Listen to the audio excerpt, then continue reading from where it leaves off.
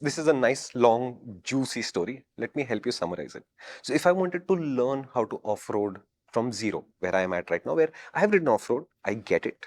And for a minute, let's assume budget is not a primary issue. So should I get an Xpulse if budget is not an issue, or will the 390 Enduro R be friendly enough for me to start? So honestly, I don't know about the Xpulse. That only you. Let's assume that the Xpulse feels very similar, but it's another 20-25 kilos lighter, so it feels even less challenging. And when you open the throttle, since it doesn't have 46 bhp, it struggles to really scare you. That's the fundamental difference. So in that case, Xpulse, because that friendliness is important. Okay, now let me alter the condition, because this is what you're going to come to. If I'm serious about off-roading, in a year and a half or two of riding the Xpulse off-road, I would have learned a lot. But at that point, the Xpulse may not be enough. Will this bike have considerably more headroom, given the fact that it is literally 2 times the price? Yeah. But my suggestion in this scenario is for people who are starting off, they might be better off with the Adventure S.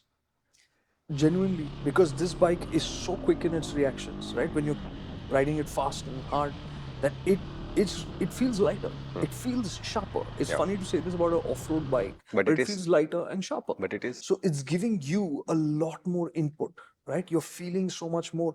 And Shumi, I'm not kidding you, when I was doing that same, because the same trail, right? The second part, I was going back and analyzing in my head that, am I tired from the morning push?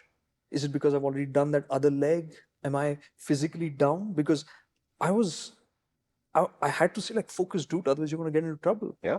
You're trying to do this similar kind of stuff, but it's taking more attention from you. Yeah. You're getting to pace much faster on this bike. Yeah. So for me, the Adventure S is the go-to if you're starting off, because you're not going to do this kind of thing in your first 2 years of riding off-road. That's the level of ability that is remaining in this bike. And you might get to it by accident too quickly, is what you're saying.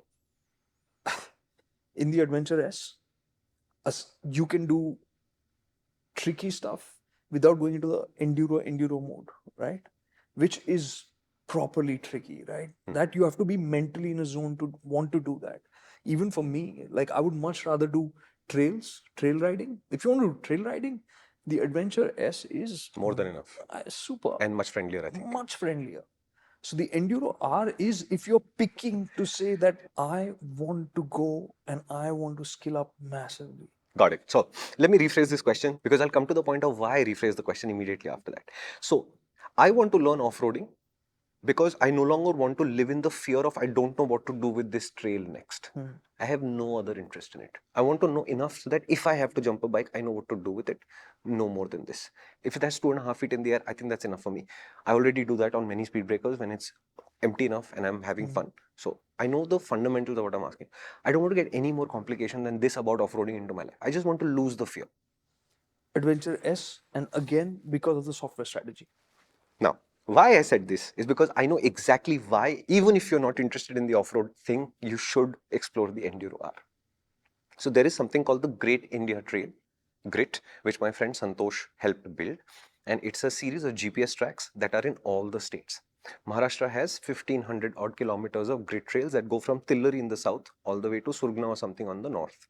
And they go through all the scenic areas. It's not necessarily an off-road trail, but Santosh says they're not off-road primarily because then you have to deal with the farmers and make sure that they understand you're coming through, pros, cons, and then people who use the grid trails, which are available publicly to download, are also responsible enough to take that responsibility on. So they're more scenic roads than off-road, but it's completely unpredictable because in there are village roads, not district roads, not state highways, not main highways. Those are also there, but they're just roads.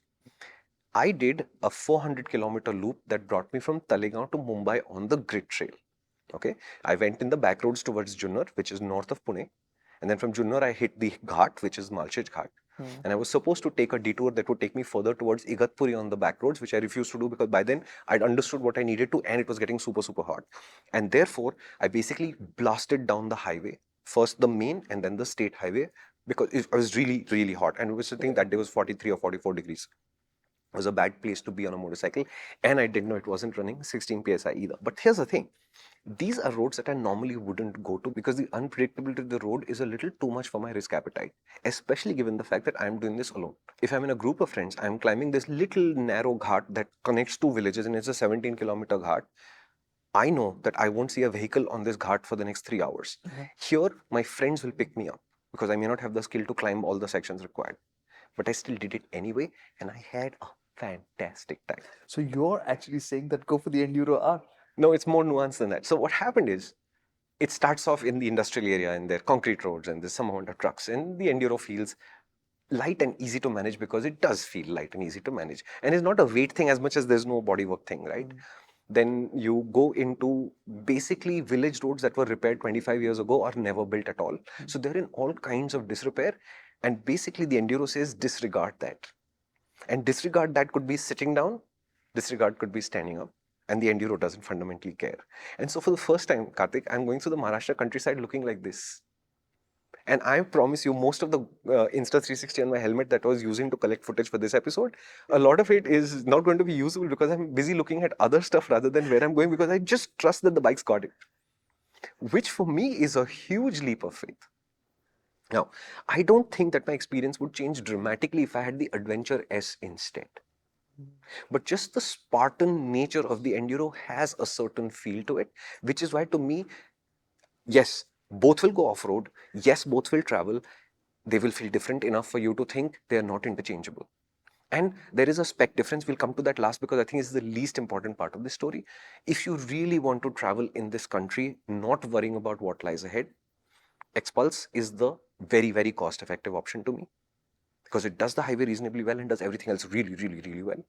The Adventure, X and S are great options too.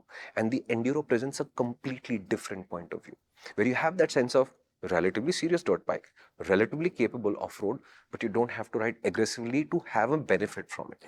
You've just watched a 3 to 5 minute clip on the MotorInc Clips channel, which means either you are an exceptionally talented millennial or Gen Z, or you're a much older person. In either case, would you like a challenge? Our main channel has videos that are at least 5 to 8 times longer, and they make 5 to 8 times more sense, I promise. Would you like to check it out? Come to the MotorInc channel.